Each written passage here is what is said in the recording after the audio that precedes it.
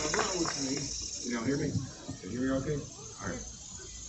So I brought with me a few different flutes today, and they're all made by, I've probably told some of you, his name's Ross, and he's a Creek guy, and that's, to me, some of the better quality stuff I've ever found.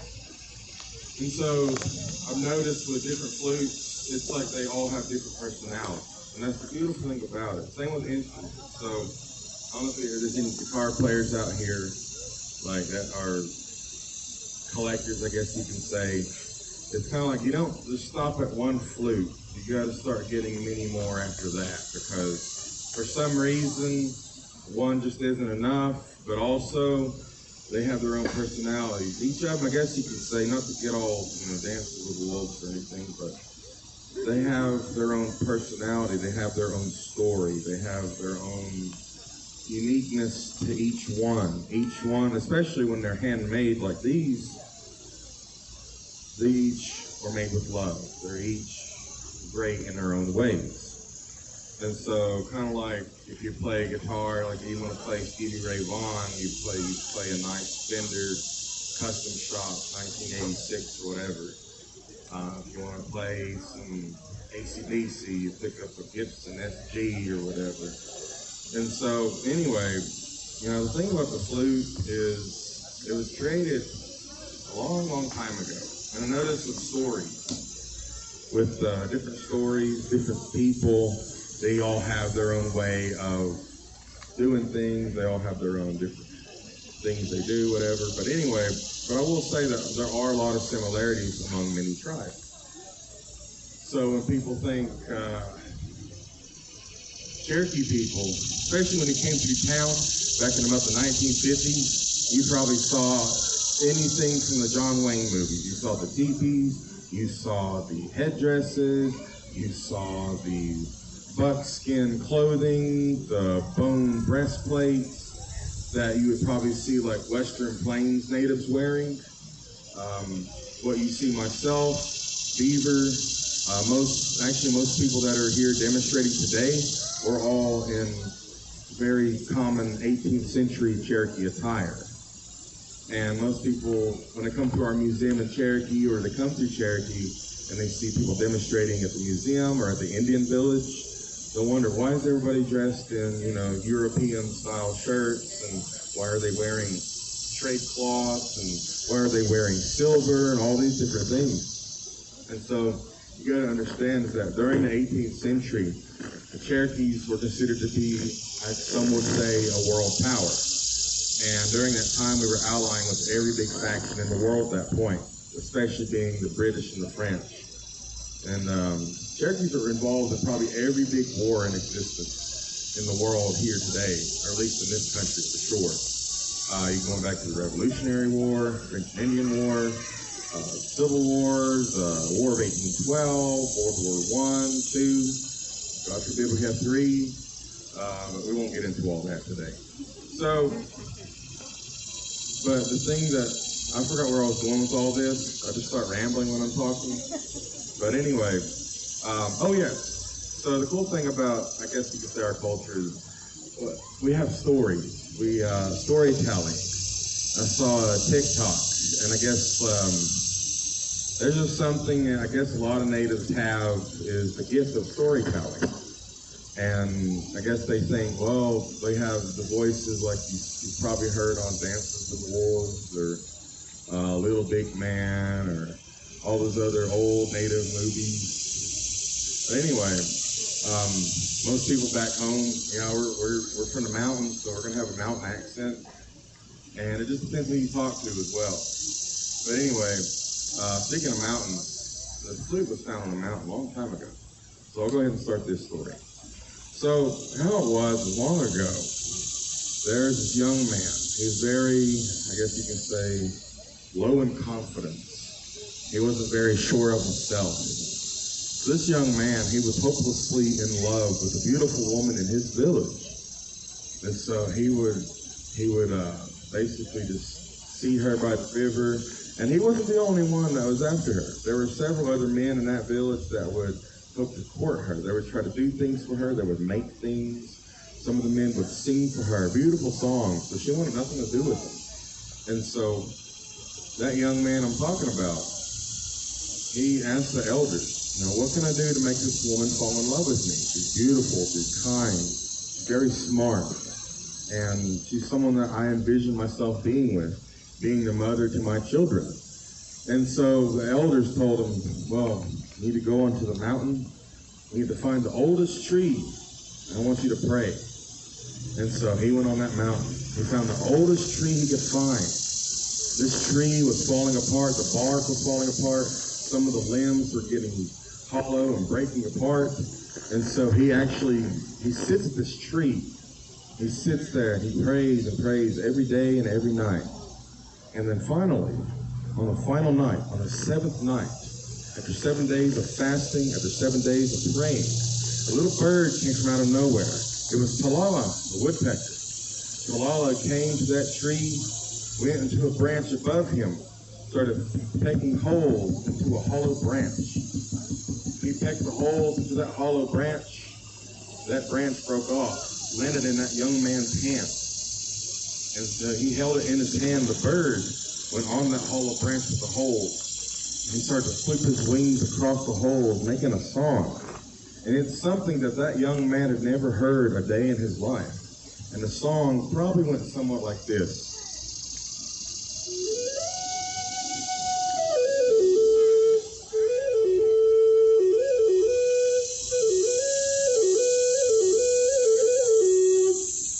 And so that young man, he looked at that bird.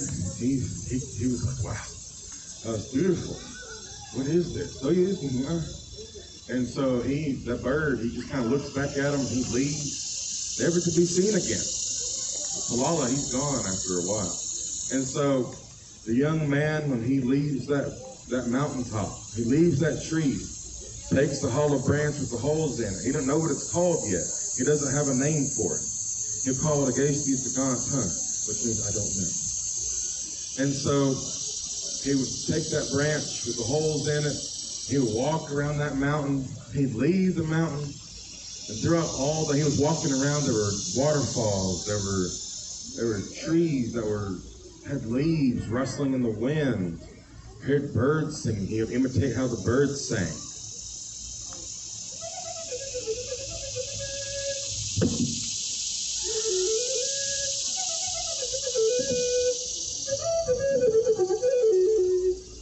And so after that, the young man, he went back to his village right by the river.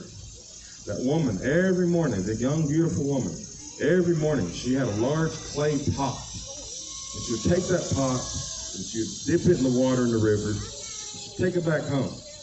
You see, a long time ago, boys and girls, there was no running water. You couldn't just go to the sink, turn the knob, and water would come out. No, you had to actually go to the river, fetch a pail of water, take it back home. And this wasn't just for drinking, it was for cleaning. It was for, I don't know what else you do with water, but yes, drinking, consuming, whatever. But anyway, so she had that large pot. He walks up to her and he asks her, can I play this song for you? And she puts the pot down and she motions, go ahead. And she thought he was going to sing. And so he took a deep breath, calmed down. You see, this is probably the most he's ever talked to her. Before then, he struggled to talk to her. He was always stuttering. He would get lost in his words and all that. And so he knew that if he didn't get this done, if he didn't get this right, this was it. So a lot of stress was going through him right now. We play a song. And I wasn't there when a song was made, but it was beautiful. I hope you find this song beautiful. Hope you guys like it. But this is the song he played.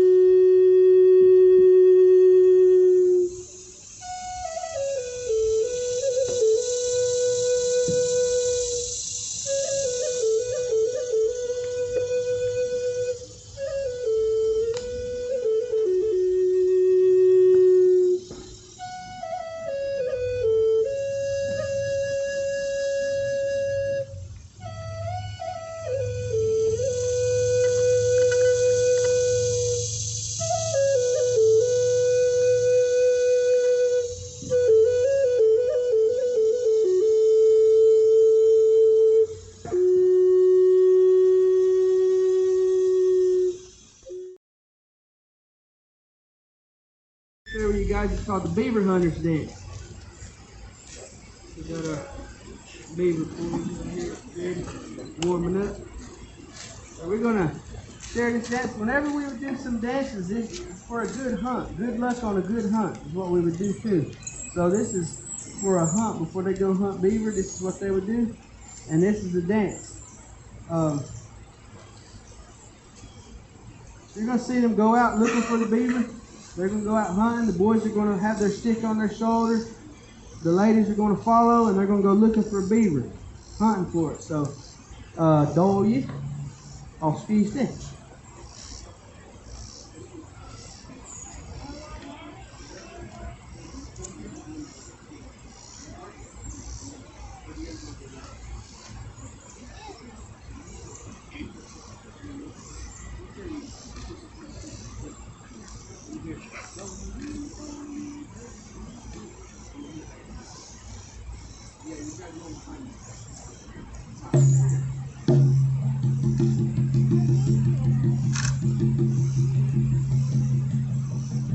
I gotta flip through the songbook.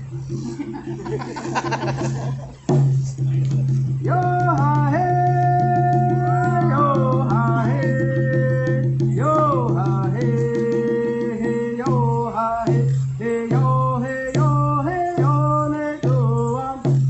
Yo ha hey, yo ha hey, yo hey yo hey yo ne go am. Yo ha hey, yo ha hey, yo hey yo hey yo ne go am. Yo ha hey, yo ha hey. How you with me, how you with me, how you with me, yo, yo, how you with me, how you with me, yo, yo, way yo, no yeah, no hello, way, how you way, how you way, how you way, how you way, how you way, how you way,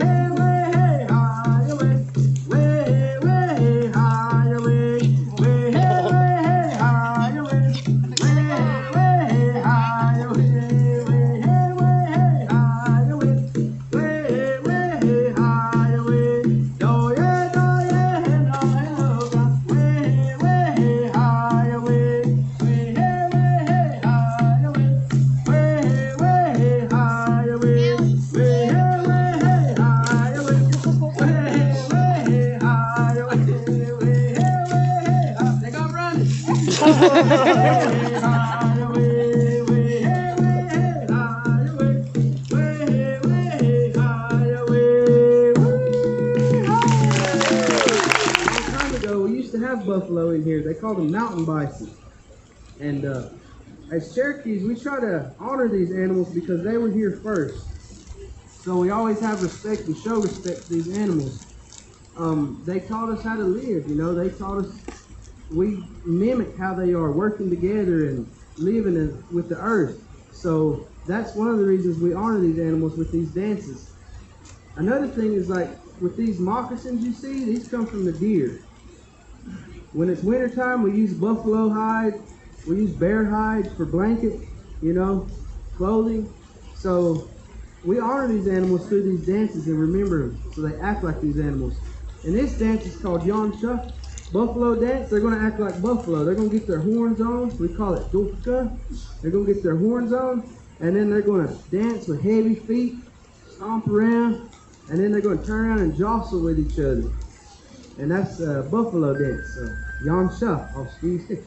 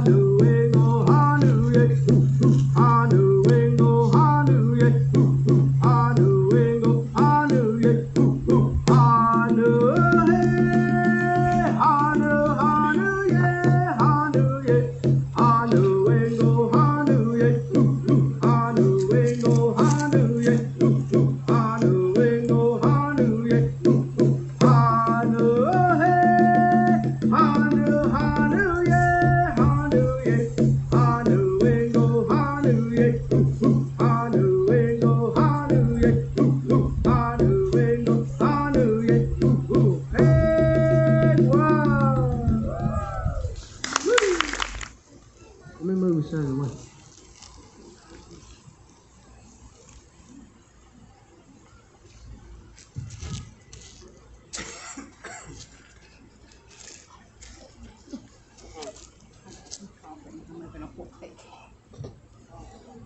I don't care. Oh, okay. Sorry. All right.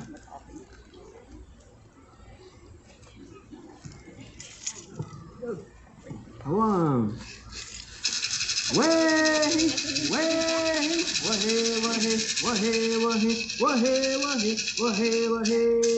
Hiya dahane, hiyo, hiya dahane, hiyo, hiya dahane, hiyo, hiya dahane, hiya dahane, hiyo, hiya dahane, hiyo, hiya dahane, hiyo, hiya dahane, hiya dahane, hiyo, hey, hey, hiyaganu, hiyaganu, hiyaganu, hiyo, hiyaganu, hiyaganu, hiyo, hiyaganu, hiyaganu, hiyo, hiyaganu, hiyaganu, hiyo, hiyaganu, hiyaganu, hiyo, hiyaganu, hiyaganu, hiyo, hey, hey, yona wodige, nigaya ise, unadashiha, gule zuhyohi, nigaya ise, doshandale zuhyohi, nigaya ise, yahe nigga way, yahe nigga way, yahe nigga way, yahe nigga way, yahe nigga way, yahe nigga way, yahe, hey, hey.